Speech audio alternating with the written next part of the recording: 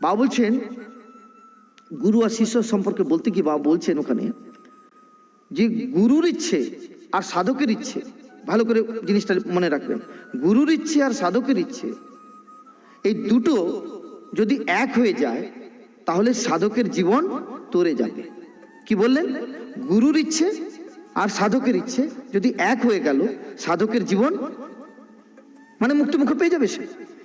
আর গুরুর ইচ্ছা আর সাধকের ইচ্ছে যদি আলাদা হয়ে গেল তাহলে সাধকের জীবনে দুর্ভোগের শেষ থাকবে না।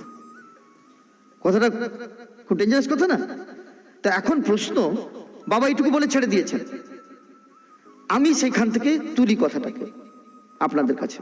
সেটা কি না, গুরুর ইচ্ছা অনুযায়ী শিষ্য চলবে না শিষ্যের ইচ্ছা অনুযায়ী গুরু চলবে? কার ইচ্ছা অনুযায়ী কে চলবে? অবভিয়াসলি গুরুর ইচ্ছা অনুযায়ী শিষ্যকে চলতে হবে। এখন গুরুর ইচ্ছা অনুযায়ী যদি শিষ্যকে চলতে হয়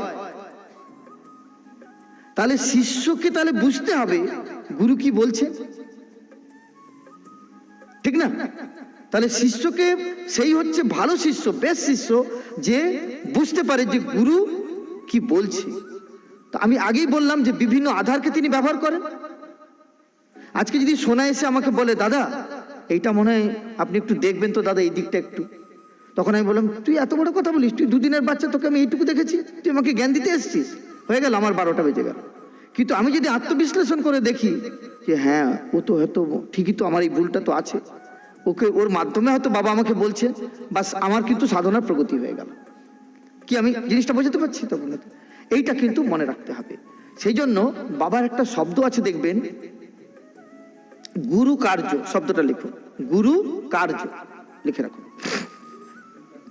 গুরু কার্য, কার্য মানে কাজ, গুরু কার্য মানে সহজ ভাষায় বলা হয় গুরু যে কাজটা দিলেন সেই কাজটা করে দেওয়া মানে হলো গুরু কার্য। বাবা বলছিলেন একদিন আমাদের, জানিস গুরু কার্যটা কি হবে না, গুরু বলল তুই করলি, কিন্তু প্রকৃত গুরু কার্য কখন হবে? গুরু মনে মনে ভেবেছে শিষ্যকে বলবে। কথাটা কত সুন্দর বাবা ব্যাখ্যা করছেন। বাবা বলছেন গুরু মনে মনে ভেবেছে শিষ্যকে দিয়ে এই কাজটা করাবে, কিন্তু শিষ্য সাসপেক্ট করে ফেলেছে গুরু আমাকে এই কাজটা দেবেন। গুরু বলার আগে সে কাজটা করে দিয়েছে। গুরু মুখ দিয়ে বলার আগে শিষ্য সে কাজটা করে দিয়েছে। ভাবলেন সেটাই হচ্ছে প্রকৃত গুরু কার্য। কথাটা খুব সুন্দর না? অর্থাৎ শিষ্যের সঙ্গে গুরুর কতটা নিকটতম সম্পর্ক থাকলে গুরুর মাইন্ডের মধ্যে যে রিফ্লেক্ট করছে সেটা শিষ্যের মাইন্ডেও রিফ্লেক্ট করতে শুরু করবে। এটা কি? দেয়ার ইজ এ বিগ মানে deep closeness between Guru and শিষ্য। বাবাকে একদিন মেসেজ করছি আমি, বাবা বলছেন জানিস তো ভক্ত এবং ভগবানের মধ্যে 4টে স্তর আছে। একটা হচ্ছে কি, এটা বাবার বইতেও আছে বলবেন, কিন্তু বাবা আমাকে একটু যেহেতু পাশে ছিলাম, বাবা অন্যভাবে ব্যাখ্যা করছিলেন, সেটা লিখে নি সবাই।